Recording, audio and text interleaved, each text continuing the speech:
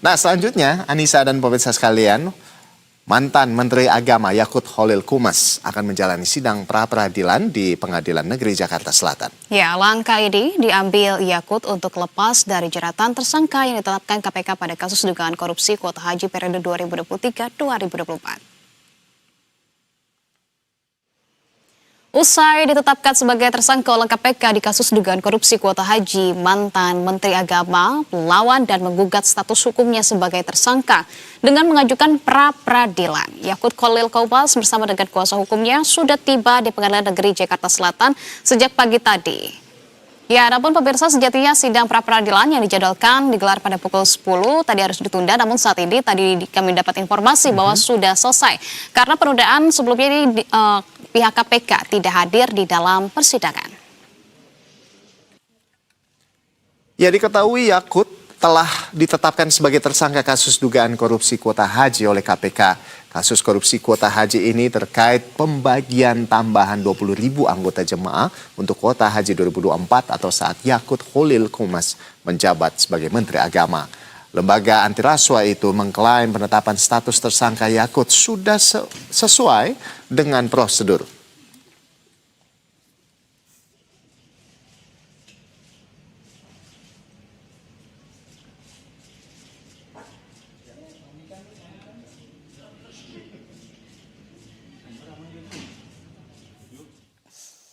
Dan pemirsa, langsung saja kami akan mengajak Anda untuk melihat bagaimana jalannya persidangan. Tadi informasinya sudah selesai begitu ya, lantas apa hasilnya di Pengadilan Negeri Jakarta Selatan? Sudah ada jurnalis Berita 1 Alvida Rizky dan juru kamera Gilang Rahmat.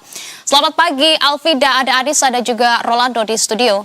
Iya, Alvida, ini dari pantauan Anda bagaimana jalannya sidang pra-peradilan kasus kuota haji tadi begitu ya? Apakah Yakut Qumas atau Khalil Yakut Qumas ini tadi hadir atau seperti apa?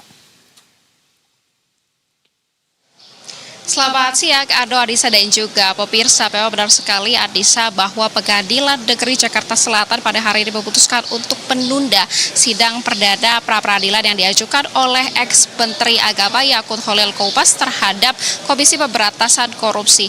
Adapun penundaan ini nantinya akan dilakukan, sidang ini akan dilakukan pada 3 Maret 2026, yang pada alasan penundaannya pada sidang yang harusnya dijadwalkan pada hari ini adalah karena ketidakhadiran dari pihak Komisi Pemberantasan Korupsi atau KPK.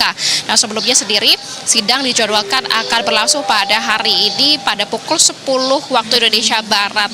Tadi yang mana Yakut Khalil Qumas sendiri sudah tiba sebelum pukul 10 bersama dengan kuasa hukumnya Melissa Agraini. Dan berdasarkan informasi juga Adisa bahwa KPK sebelumnya juga telah menyampaikan permohonan penundaan sidang pada sebelumnya, yakni pada tanggal 19 Februari kepada Pengadilan Negeri Jakarta Selatan agar sidang dapat ditunda ke pekan depan atau pada tanggal 3 Maret 2026. Alasannya adalah KPK sendiri beralasan bahwa saat ini tim hukum KPK tengah mengikuti sidang pra-peradilan lainnya secara paralel, sehingga diminta untuk persidangan terkait dengan Yakut Khalil Qumas ini ditunda pada minggu depan.